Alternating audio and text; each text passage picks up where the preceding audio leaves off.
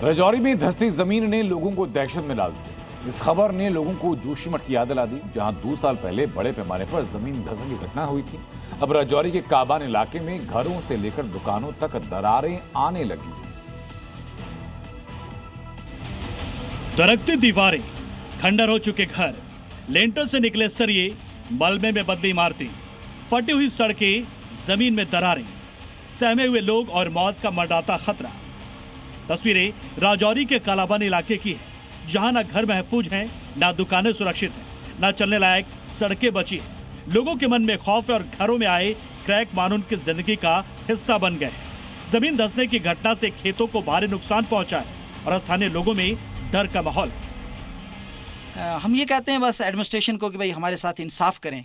देखें, ये पूरी बस्ती खत्म हो चुकी है, सबके साथ इंसाफ होना चाहिए। मैं नहीं कहता सिर्फ मेरे साथ होना चाहिए, पूरा गांव है। यही रिक्वेस्ट है कि वो आए और हमारे इस प्रॉब्लम का कोई सलूशन ढूंढें, क्योंकि अगर ज़्यादा बारिश हुई तो हम बहुत ज़्यादा खतरे में हैं।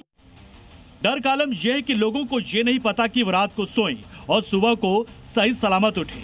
मंजाकोट तहसील में मौजूद इस इलाके में लोगों का कहना है कि कई बार शिकायतों के बाद भी कोई सुनवाई नहीं हुई। अधिकारी नेता आते तो हैं, लेकिन सिर्फ मौका मुआयना करके चले जाते हैं।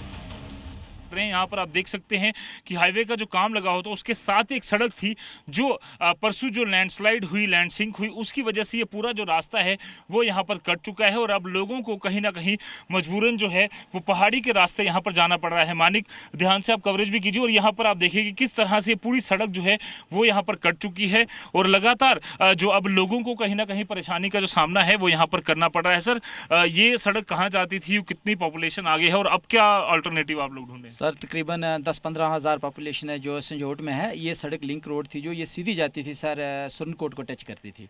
तो यहाँ से तो आपके सामने ख़त्म हो चुकी है। अब ये है कि अगर कोई बंदा बीमार होता है यहाँ, तो वो हमें बीजी के रास्ते से होके जब तक हम राजौरी पहुँचते तो रास्ते में ही उसका काम हो जाएगा। घरों या दुकानें, कालाबन गाँव में कुछ भी महफूज नहीं है। दुकानों में आई दरारें बता रही कि कब उनकी कमाई का ठिकाना जमींदोज हो जाए किसी को नहीं पता। हालांकि जिन मकानों में दरारें आई हैं वहां रहने वालों को सुरक्षित ठिकानों पर शिफ्ट किया गया है।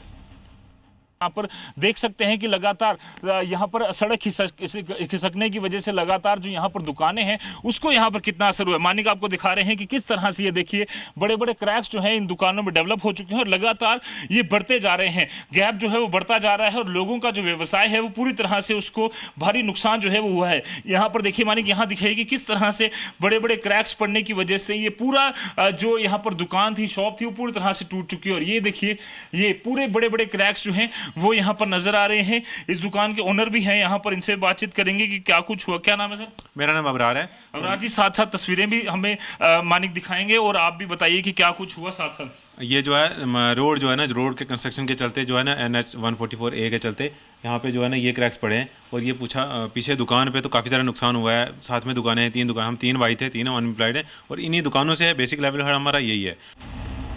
गाँव में कोई सड़क, कोई पहाड़ी ऐसी नहीं जहाँ दरारें ना हो। चलते चलते कब पहाड़ खिसक जाए कोई नहीं जानता। जिस मजबूत पहाड़ी पर घर बना था, ना वो पहाड़ी सुरक्षित है, ना उसके ऊपर बना घर। ये दिखा रहे हैं कि किस तरह से जमीन जो है वो फर्श पूरी तरह से यहाँ पर टूट चुका है और ये लगातार क्रैक्स बढ़ते हुए यहाँ पर नजर आ रहे हैं। यहाँ पर आप देखिए मानिक, यहाँ दिखाइए कि किस तरह से ये पूरे क्रैक जो है ये इनके रूम में यहाँ पर डेवलप होते हुए नजर आ रहे हैं। ये देखिए ये पूरी तरह से दिख रहा है कि किस तरह से इसका असर अब लोगों के घरों में यहाँ पर दिखना जो है वो शुरू हो चुका है। पूरी तरह से अब कहीं ना कहीं ये लोग परेशान हैं कि किसी तरह की सरकार मदद जो है वो इनकी दे। एडमिनिस्ट्रेशन, लोकल MLA वो यहाँ पर पहुँचे और लगातार जो स्थानीय लोग हैं वो पूरी तरह से यहाँ पर परेशान हैं।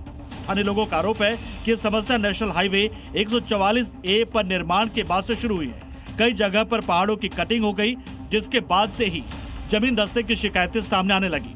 लोगों का कहना है कि प्रशासन इसकी जांच कराकर प्रभावित लोगों को मुआवजा दे। वहीं प्रशासन का कहना है कि सरकार तकनीकी एक्सपर्ट से इसकी जांच करा रही है। जांच के बाद ही इसकी असली वजह सामने आ पाएगी। लेकिन कालाबन के लोगों को अभी कितने दिनों तक इसी दहशत में रहना होगा, इसका जवाब किसी के पास नहीं है। जी मीडिया के लिए राजौरी से रजत वोहरा के साथ ब्यूरो रिपोर्ट।